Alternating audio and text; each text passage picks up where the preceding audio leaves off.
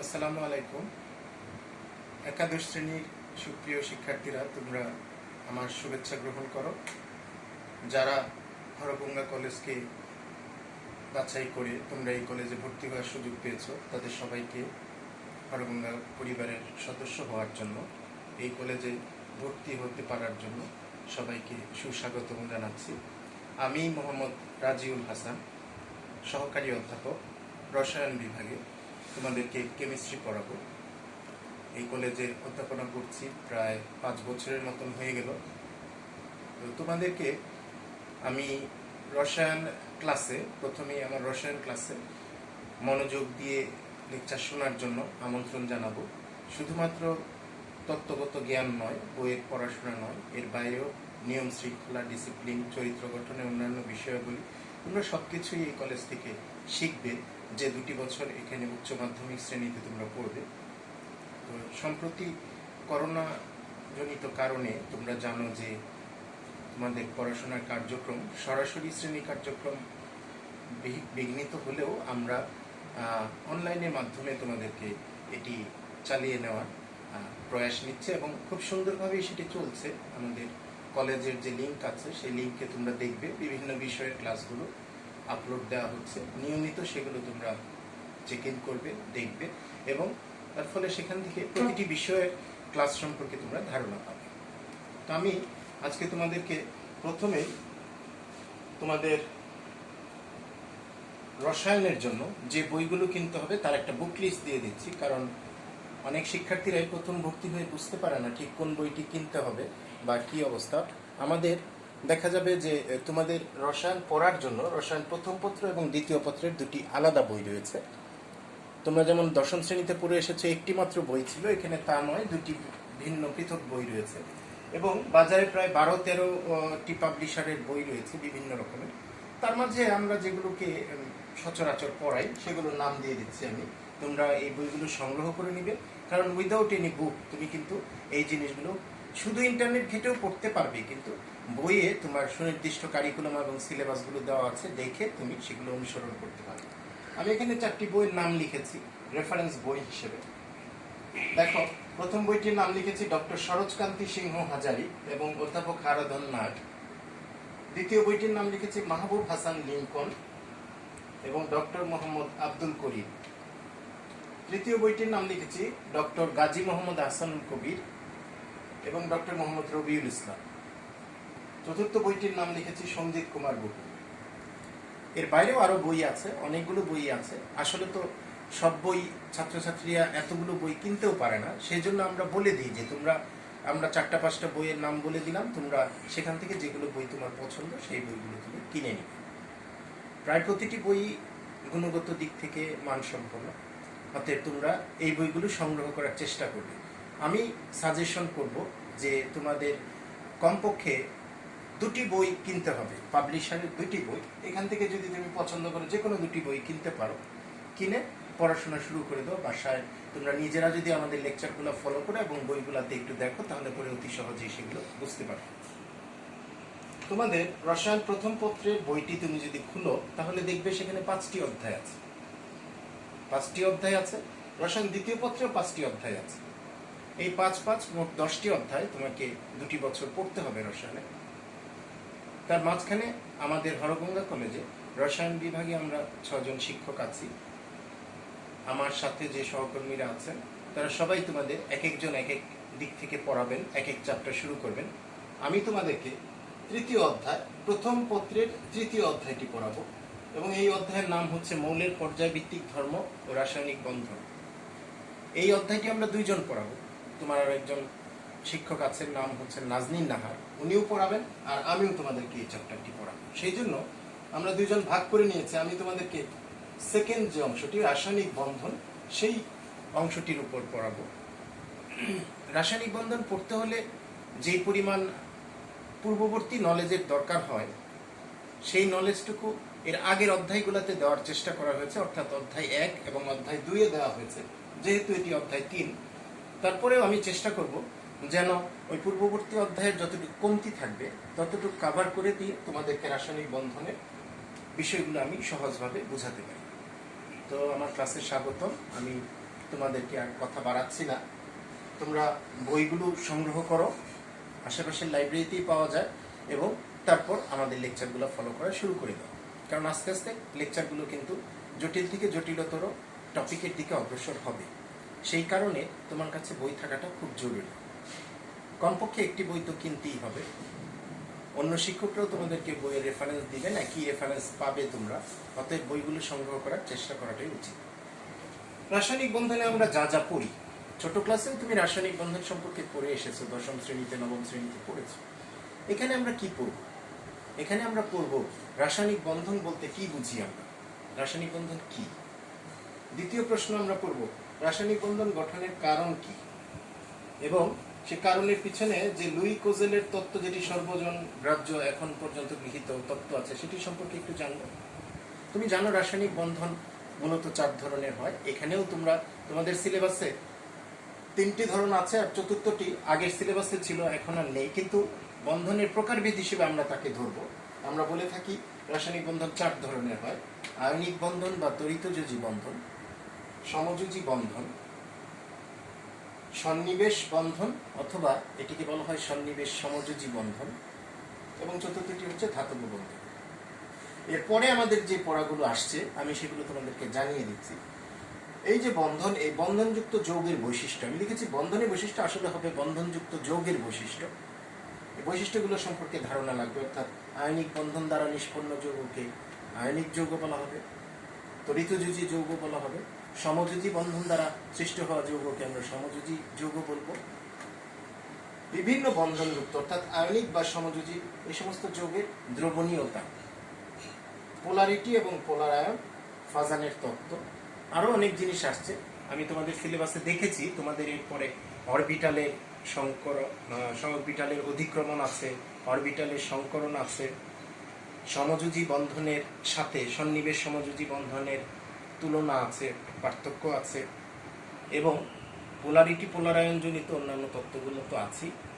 সংকরণ এর কারণে সৃষ্টি হওয়া বিভিন্ন সরল যৌগ এবং জটিল যৌগের গঠন ইত্যাদি, ভিএসিপিআর তত্ত্ব, এগুলো সামনের দিকে আসবে।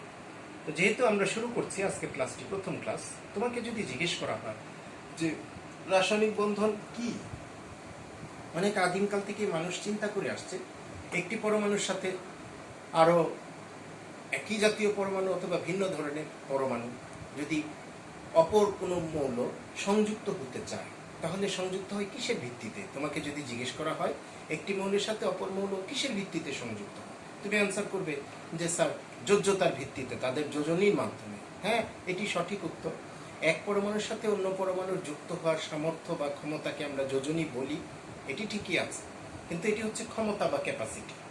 তো আমি যদি বলি যে এই ক্ষমতাতে সে যেভাবে যুক্ত হয় তার ধরনটি কি, আমি এখানে কয়েকটি কথা লিখে রেখেছি: ধরন, মাধ্যম, প্রক্রিয়া। যদি এই প্রশ্ন করা হয় এক মৌলের সাথে অন্য মৌল তাদের ক্যাপাসিটি অনুযায়ী যুক্ত হবে, কিন্তু তার ধরনটা কি, অর্থাৎ কি উপায়ে যুক্ত হবে, তখনই তোমাকে বলতে হবে যে রাসায়নিক বন্ধনের মাধ্যমে তারা পরস্পর যুক্ত হবে। এবং এটি কখন দেখা যায়? এটি দেখা যায় যখন রাসায়নিক বিক্রিয়া নতুন যৌগ তৈরি হয়, তখনই দেখা যায়, এটি ঘটতে দেখা যায়। তা আমরা রাসায়নিক বন্ধন গঠনের কারণটি একটু খুঁজে দেখার চেষ্টা করি। রাসায়নিক বন্ধন গঠিত হয় এর কারণটি কি? বিভিন্ন বিজ্ঞানীরা বিভিন্ন উপায়ে এটিকে ব্যাখ্যায়িত করার চেষ্টা করেছেন, কিন্তু এখনো পর্যন্ত বর্তমান বিশ্বে যে প্রচলিত তত্ত্বটি চালু আছে, লেটেস্ট তত্ত্ব বলতে পারি, একেবারে সর্বাধুনিক এবং সর্বজন গ্রাহ্য, এটি হচ্ছে লুই কোজেলের তত্ত্ব। বিজ্ঞানী লুইস এবং কোজেল দুইজন মিলে এই থিওরিটি দিয়েছেন, যেটি তোমরা আগেও সরল আকারে জেনে এসেছো, হয়তো না জেনেই পড়েছো। সেটি হচ্ছে দ্বিত্ব বা অষ্টক পূরণের তত্ত্ব। সকল পরমাণুই তার বহিস্থ শক্তি স্তরে 8টি ইলেকট্রন রাখে বা রাখতে চায়, কেবলমাত্র এক্সেপশন হচ্ছে হিলিয়াম। তুমি জানো হিলিয়ামের বহিস্থ শক্তি স্তরে 2টি ইলেকট্রন রয়েছে। এছাড়া নিয়ন, আর্গন, ক্রিপ্টন, জেনন যারা আছে, রেডন, এদের প্রত্যেকের বহিস্থ শক্তি স্তরে NH2 NP6, অর্থাৎ n এর মান 2 3 4 5 ধরলে যা হয় 2s2 2p6 3s2 3p6, এরকম করে 8টি ইলেকট্রন থাকে, বা ওই সমস্ত নিষ্ক্রিয় গ্যাসগুলার বহিস্থ শক্তি স্তরে 8টি ইলেকট্রন থাকতে দেখা যায়।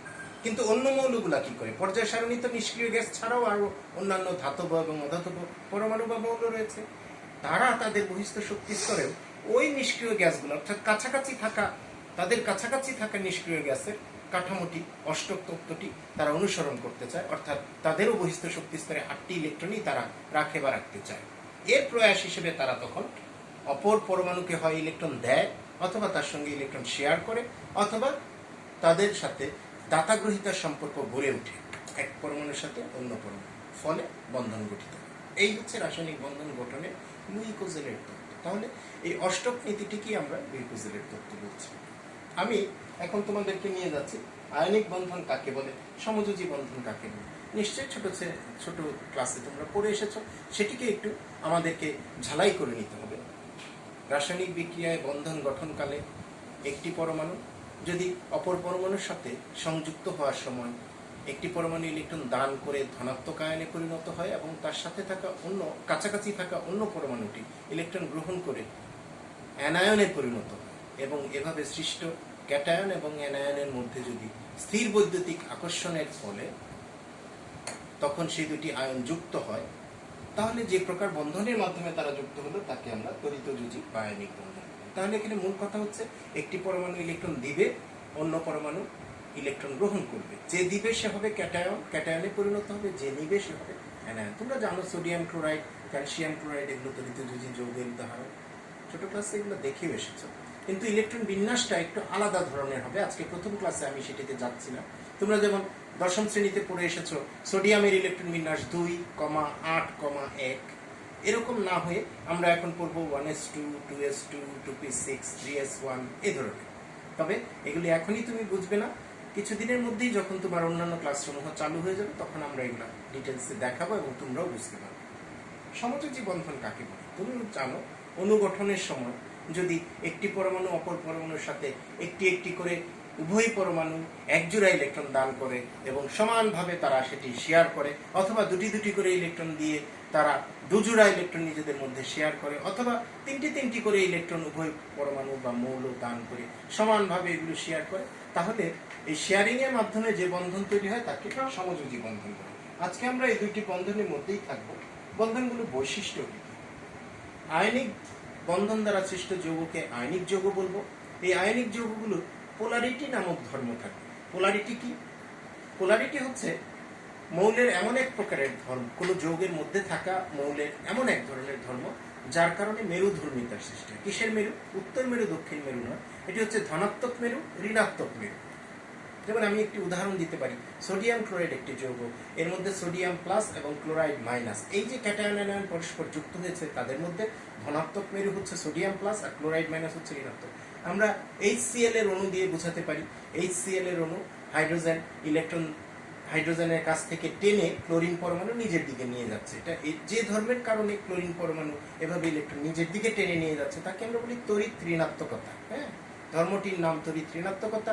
কিন্তু এইখানে ইলেকট্রন টেনে নেওয়ার ফলে ক্লোরাইডের কাছে ইলেকট্রন কক্ষিগত হলো, অনেক ইলেকট্রন তার কাছে আসলো, সেই মানে ইলেকট্রনের মেঘমালা, সেই কারণে সে ক্লোরাইড আয়ন বা ঋণাত্মক আয়ন সৃষ্টি করলো। আর H হাইড্রোজেন পরমাণুর কাছ থেকে ইলেকট্রনটি সরে এসেছে, সেই কারণে এটির নাম হলো H+ বা ধনাত্মক মেরু। এই ধনাত্মক ঋণাত্মক মেরুর যে ধর্ম সৃষ্টি হয় এটিকে আমরা পোলারিটি বলে থাকি। এবং তড়িৎ ঋণাত্মকতার পার্থক্যের কারণে এরকম পোলারিটি সৃষ্টি হতে পারে যেগুলো আয়নিক যৌগের বৈশিষ্ট্য। অথচ সমযোজী যৌগে এ ধরনের পোলারিটির উদ্ভব হয় না।